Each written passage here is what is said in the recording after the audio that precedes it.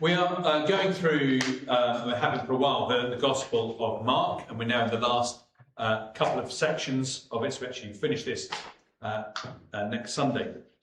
And this week, the last couple, we've been thinking about, using the words of the Creed, that Jesus was crucified, died, and was buried. And I always sort of took those together, really. I took it as a package that he died by being crucified, and then he was buried. He's clearly dead. But actually, when I preached, and I've gone through Mark a few times before, I'm doing it here, but many years ago, I looked at these verses, but I grouped them with a bit before, when he died, or a bit afterwards, to do with the resurrection. And so it's very easy to overlook that Jesus was buried. And it's actually significant when we pause on it for a moment. And it's significant because Jesus had a body, and we have bodies. We believe in the resurrection of the body. Jesus' body was raised, our bodies will be raised. And that's where the passage is driving towards, what we do in our bodies. Do we desire God's future kingdom, which will be a bodily kingdom? And what will we do for it? So two things we're going to consider from the passage in front of us. And some of the young people have got packs, so you can tell me what you've discovered afterwards over tea and coffee. So the first thing is that his burial was witnessed, and the second thing is the significance of his burial. So the burial was witnessed, and unconventional witnesses, and secondly, this significance of Jesus' burial. So the first thing is unconventional witnesses. Now the theme, I've said this loads of times, repeated through all four Gospels, is those who should get the Gospel don't. And those you'd expect not to, well, they do. And the religious establishment, they don't get it, despite their background. And the outcasts and the sinners, they do. And now there's an interesting little twist on this that we'll see in a second. So the Gospels are eyewitness accounts of Jesus, his life, his teaching, and his death and resurrection. But when we get to this point, the main eyewitnesses have now fled. So Mark is written by Mark, but it's the account, the memories of the Apostle Peter. So what we've seen in the last few weeks is one of the 12 betray Jesus. There's one young man, I think it's Mark, actually flees naked to run away. 10 more of the disciples also flee, and there's one left, Peter, who follows a bit further, but in the end, he denies Jesus 3 times. So we have none of the conventional witnesses left. But we have 3 other witnesses that we're now introduced to the death of Mark. Well, 5, but one of them, some of them grouping together. So there's a centurion, the women who are grouped together, and Joseph of Arimathea. So the centurion, we heard him last week. He's a pagan. He was one of Jesus' executioners. And we looked at last week, verse 39. When the centurion who stood facing him saw that in this way he breathed his last, he said, "Truly this man was the Son of God." And he appears again in this passage in verse 44. Pilate was surprised to hear that Jesus have already died.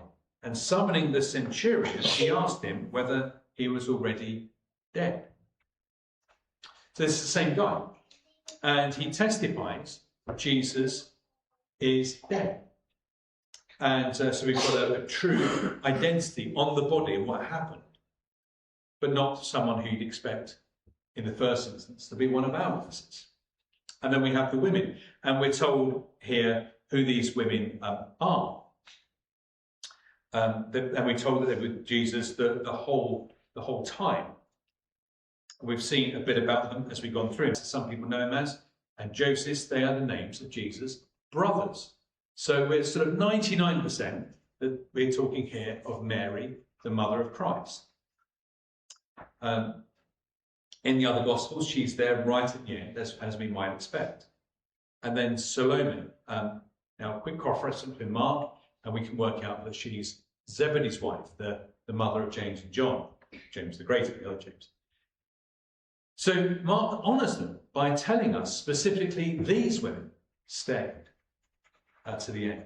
And the first readers would know which women he's speaking about. I mean, to us, they're sort of names, but obviously Jesus' mother is significant. But the other, just these women that we don't know of. But to the first readers, we know who you mean. Those witnesses.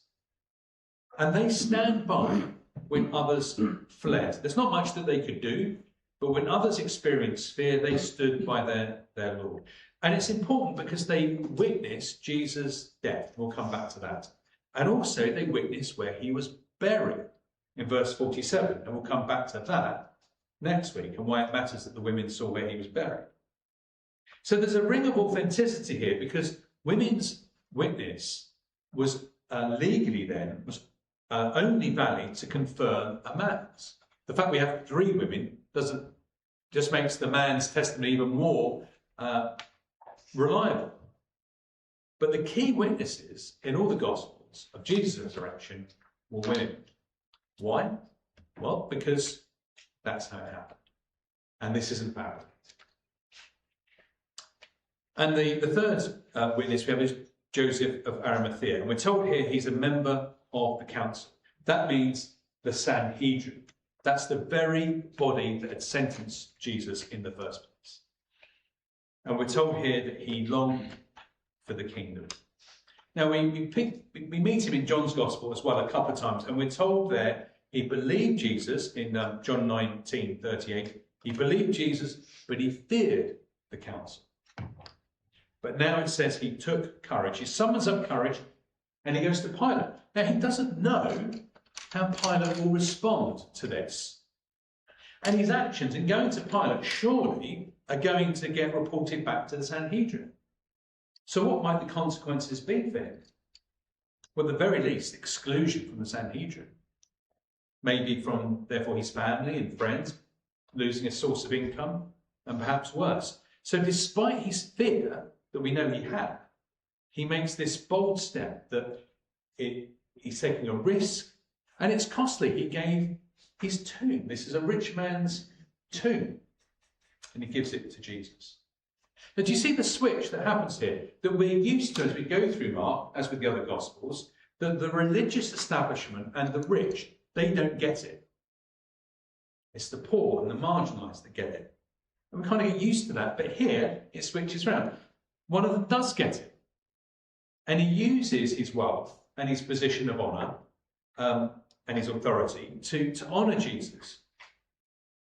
He's one who was part of the body that condemned Jesus, who now sticks his neck out to honour him. I think it's a challenge to Christians in a position of authority. James is praying. He mentioned our government. He mentioned high-profile Christians like footballers. It's very tempting for them to not speak up. And I've met people in that situation who have not spoken up. And they justify it that they don't want to lose their position of influence. But if they don't speak up, what's the point of having a position of influence? It's the same with a friendship. Often people don't want to speak about the gospel in a friendship because you might lose your position of influence on the person. A couple of friends of ours, they were both teachers, and one came home from work and so you report the day saying, "Oh, there's a new teacher, and we got on really well." And I shared the gospel with her, and her husband said, "Oh, that's brilliant. Let's hope you don't become friends, because then you won't share the gospel with her." You don't want to lose the friendship. That's why we're given these positions of influence, is to mention about Jesus. Now, why do we need to know about these witnesses? Well, there's 3 reasons I can think of. There might be others. But we need to know that Jesus really died. It might sound a bit obvious, but we need to know he really died and not just swooned. Various people, since the earliest days of Christianity, claimed that Jesus did not really die, and or that he did not really suffer. Muslims claim something like this. They claim that Jesus swapped with one of the others on the cross. Now, we saw Jesus is swapping on the cross, but he's swapping with us, because we should have been there. And so we have these multiple witnesses, different kinds of witnesses, that all can testify Jesus died and was buried. We know where he lay, and that he's not there now. That'll be significant. We look at that next week. And so we need to notice that the witnesses we have are those who God gave us, not ones that we might expect or choose. We might expect the gospel writers to have been the witnesses. It's interesting, the whole Bible, these people don't big themselves up. It doesn't say, and Peter, he was a brilliant guy. It shows us all their thoughts. And so God uses others as these witnesses. But rather, the witnesses we've had thus far, they sort of slip into the background. And to the foreground comes 3 women of relatively low status and 2 people in different ways in opposition to Jesus. God uses surprising witnesses, and he still uses surprising witnesses, and you might be one of them. And it follows from that the gospel is for all. It is for the outsider and the powers and the powerful and the fearful and the rich and the poor. God uses all kinds of people in his work. So that's the first thing, is these unconventional witnesses. The second thing is the significance of Jesus' burial, that he was buried. The apostles and the Nicene creeds mention he was buried as a distinct thing that happened. Other confessions and things as well mention he was buried. That Jesus was buried is significant. What normally happened at crucifixions is either the body was left up, as an example, and then thrown into Gehenna, or it was just taken down and thrown in Gehenna. But Gehenna is the end destination. Now, Gehenna is the rubbish tip just outside of Jerusalem. And it was a place that conjured up some horrific thoughts in the locals' minds. And they put the rubbish there, and they burned things. And so the fires just carried on continually. And it's interesting because in English New Testaments, we sometimes come across the word hell. And the words behind that is one of a couple of meanings. One of them is the place of death. Usually the word that we translate hell is Gehenna, a place of horror, and you don't want to go there, and burning, and so on. So that's what happened to dead bodies. They were thrown on a burning rubbish tip. But that doesn't happen to Jesus' body. That would have been everyone's assumption, but that's not what happens in the end. Rather, Jesus' body goes into a rich man's unused tomb. And there's at least two significant things about that. The dignity of the body and the vindication of Christ. So the dignity of the body, I've heard Christians say before, there's a guy I was a theological place with, his dad was a vicar, and apparently at funerals he used to just go to the coffin and go, he's not there. It's just a shame. In one sense, that's true, because Christians at their death go to be with the Lord. In another sense, it's not quite right, slightly misleading. Notice all the way through, as it talks about how Joseph cares for Jesus' body, Mark says him and he, not it. It's not like I'm in here somewhere being transported around by my body. You're looking at me. And I think at the resurrection, there's an angel who says, this space where his body was, and says he's not here. He's risen. But we don't get an angel at his death looking at his body saying, he's not here. It's just a shell. Jesus' body and ours can't be distinguished from us. It's not just the shell that carries us around. So we notice that Jesus' body is cared for in accordance with the Old Testament traditions. It's why his body's anointed at Bethany. Our bodies matter, and what we do with them matters. Even dead bodies matter and need to be treated with dignity and honour. There's no specific commands about burial or cremation and so on, and we may not all get the options. But it's interesting that when Christianity comes to town, people stop. Cremating is the norm, and burial becomes the norm, because our hope is a physical resurrection, and our hope is, so the idea is the image is of sowing one thing and reaping this immortal thing. We put one thing in the ground and this other thing comes out. It's why after cremation, perhaps it's better to intern, to bury ashes rather than to scatter. Our bodies matter. And that's why one of the reasons why we grieve at the death of someone. We feel, don't we, that something is deeply wrong. It's not just we're going to really miss them. It's even, you could say, unnatural, because there's no death in creation. Death comes after the fall. And so our hope is of resurrected bodies. So it reminds us here that there's a dignity of the body. Jesus had a body like ours, and he still has a body, but it's a glorified body. It's a resurrected body, as ours will be.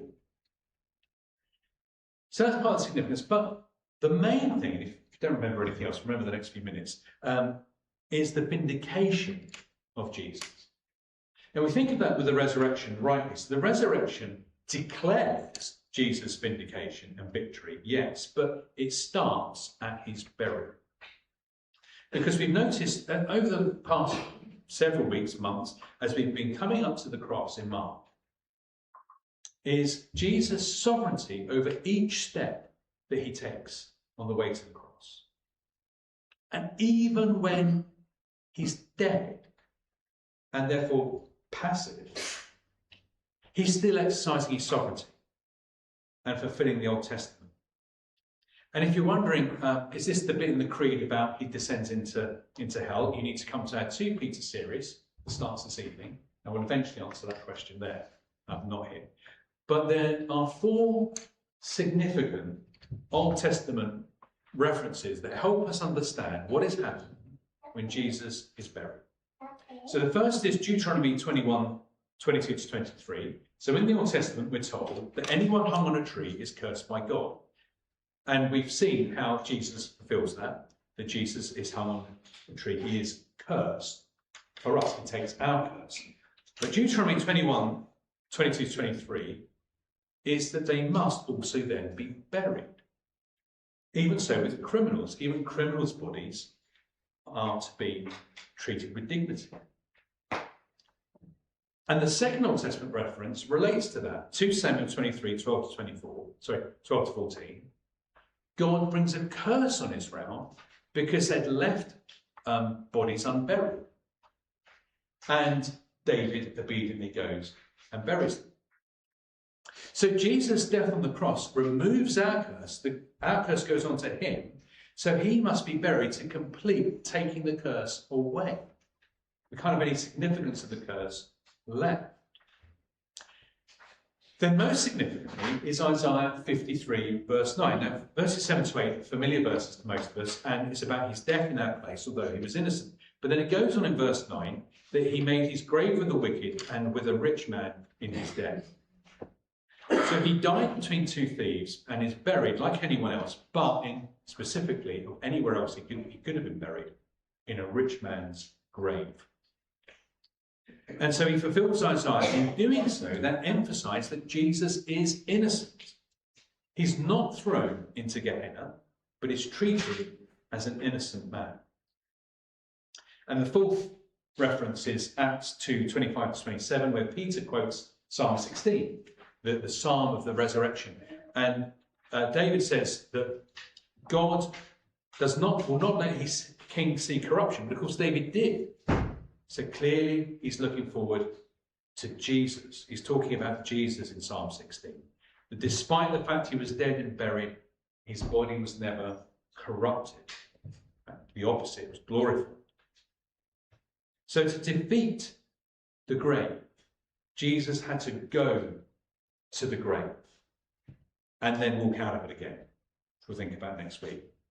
Now take all this together. Jesus is innocent, and his burial is the start of his vindication.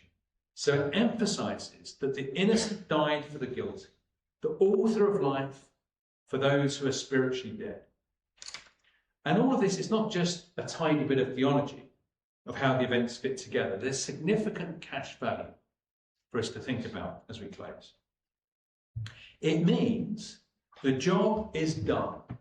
Salvation has been brought because Jesus is the vindicated innocent one.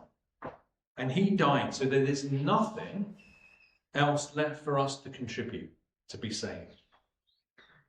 There is a response we'll think about this evening in 2 Peter.